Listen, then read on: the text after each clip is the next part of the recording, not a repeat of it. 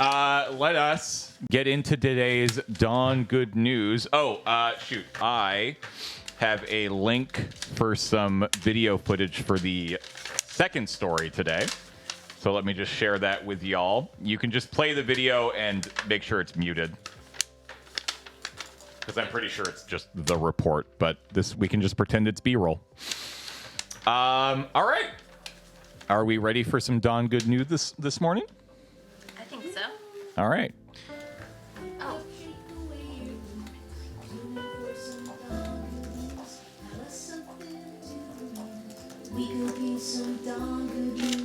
Not a cult.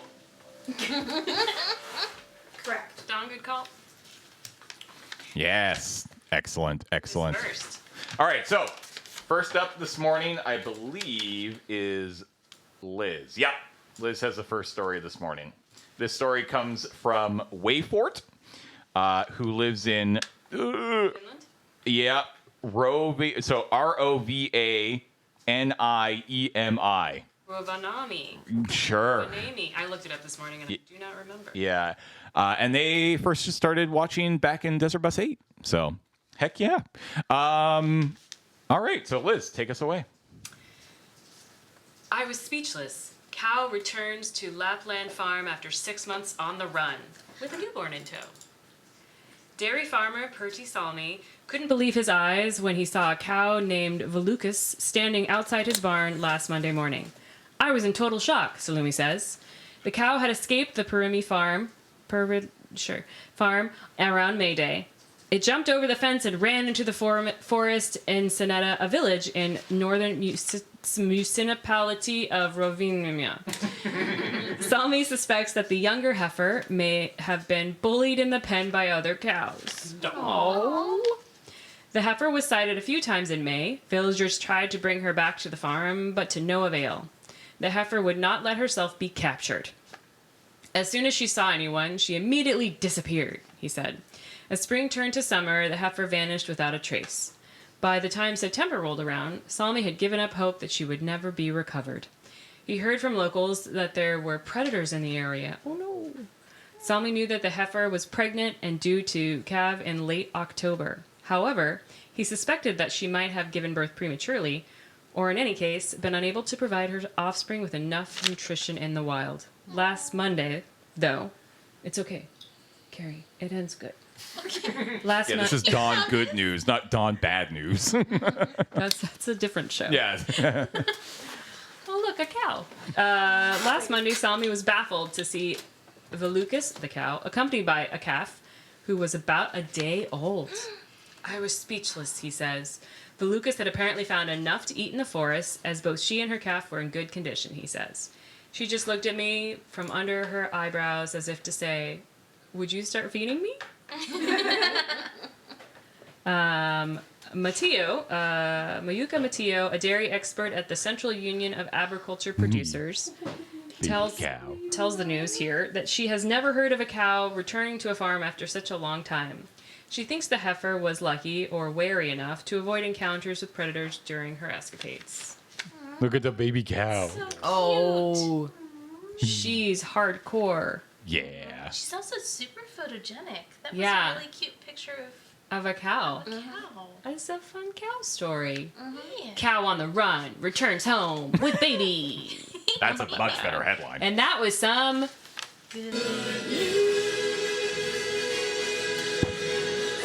moo.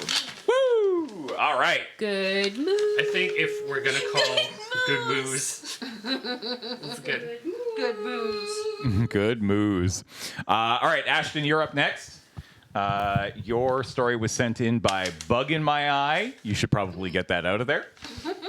They reside in Fairbanks, Alaska, and they said they first started watching Desert Bus back in 3 or 4. And we have some B-roll footage that we can play while you get your story going. So go for it. Sweet. Well, I get my story straight. You want to... Yeah, they're going to need it. Go for it. Cool. From isolation to connection. Alaska gamers embrace local area network at Weekend Fest. The first ever Alaska LAN party was held in November 14th to 16th, bringing a classic style of gaming back to the community. Oh, classic style. Landfest, which started as a charitable outreach of Intel, provides substantial support to groups like the Alaskan Land Society by sourcing networking equipment and prizes, including processors, cases, mice, and keyboards for attendees. Land events. I'm glad they included this description for all of us who don't. Is it a land event? LAN events, which involve players bringing their computers to one location and connecting to a shared network, were once standard before high-speed home internet became widely available. Cries in old. Organizers from the local Alaska Land Society emphasizes that the gathering is about much more than just the games. It's an effort to build healthy communities through gaming. The event directly confronts the isolation that has become typical of online games, especially post-pandemic. By providing a shared physical space, the event aims to dispel the stereotype of the isolated gamer and encourage participants, especially younger players, Fine. Keep going. Just go. especially younger players, to meet new people, discover new games, and engage in lighthearted and fun banter. Lighthearted and fun is in quotation marks. Lighthearted and fun banter that is often missing from online interactions. The organizers are also seeking to establish this LAN party as an ongoing tradition in Fairbanks, with hopes of growing by 2 events per year in the future. In addition to being a community hub for gamers, Alaska LAN is serving as a charitable fundraiser. Partnering with the national charity Landfest, the event is hosting a packaged food drive for the local Fairbanks breadline. A 4 donation snack bar is raising money to benefit both the breadline and a little charity you may have heard of called Child's Play. A national charity dedicated to providing games and toys to children's hospitals. Heard of them. The event, held in collaboration with UAF Esports, is a Friday to Sunday affair, beginning at 4 p.m. on Friday and running until 2 a.m. each night before reopening at 10 a.m. Amateurs. That sounds like my kind of LAN party. Yeah.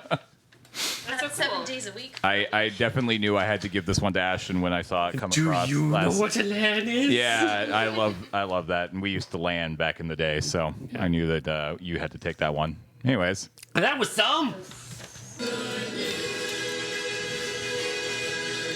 LAN news. hell yeah! All right, and our final good news story this morning comes way of Revelo 1989 from the UK, who started watching us back in 2015. Carrie. So, today, coming in from Guide Dogs, unusual baker's dozen of Guide Dogs puppies is the cutest batch yet. Guide Dogs is celebrating the arrival of its largest litter for 3 years, a whopping 13 puppies affectionately known as the baker's dozen. 4-year-old Yori, a golden retriever Labrador cross, welcomed them at home in Chipping, Kempton in August. Wait, sorry. All from the one mama dog? All from the one mama dog. 2 months after meeting guide dog dad Otis, a yellow Labrador. They move fast. The size of the litter is well above our average of between 7 and 8 puppies. The 13 have been given bakery-themed names inspired by sweet and savory treats in honor of our guide dog's puppy appeal. I don't know why that's capitalized. I'm sure someone does. It now costs guide dogs, 77,000 pounds to breed, raise, and train every guide dog pup to partnership, up from 34,600 in 2019, which is a big difference in cost. The boys are Biscuit, Crumble, Bagel, Crumpet, Rye, Tiger, and Pretzel. And the girls are Apple, Eccles, Cocoa, Chelsea, Custard, and Ginger. Mom Yori raised 10 of the puppies, while 3 were fostered to another guide dog mom with a smaller litter of the same age to give them the best chance. Aww. Now 8 weeks old, all 13 have been reunited at the Guide Dogs National Center near Leamington Spa. Puppies are ready to help The puppies are ready to head off to volunteer puppy raisers around the UK and rise to the challenge of becoming life-changing guide dogs in 2027. Janine Dixon, Breeding and Welfare Operations Lead at Guide Dogs, said, "Counting puppies during pregnancy is very tricky, so we didn't know Yori had quite so many buns in the oven. She had a very straightforward whelping at home and is an excellent mom.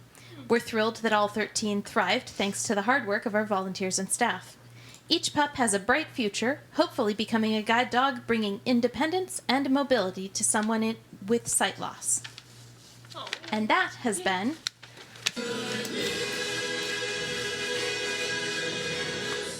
Dog News. Hell yeah. Thank you to the person in chat who explained that the reason Puppy Appeal is capitalized is because that is the name of their current fundraising campaign. Okay. That's a great It name. seemed like some odd words to capitalize to me, but I figured that was just my fault. No. Amazing. Well, thank you again to everybody who submitted your Dawn Good News stories for today. We will be back tomorrow with some more Dawn Good News. And if you would like to submit your story, there is a link there in chat, goodnews.desertbus.org, or you can head over to dfbh.org/goodnews. It will take you to a very basic Google form where you can let us know your name, where you're from, what your first Desert Bus was, and, of course, a link to the news story that you would like us to check out. I will once again pick 3 from today's submissions, and we will be back here tomorrow for some more Dawn Good News. And, hey, now we have a sick banner. Look at that banner. That's so good. It is very good. It's very good.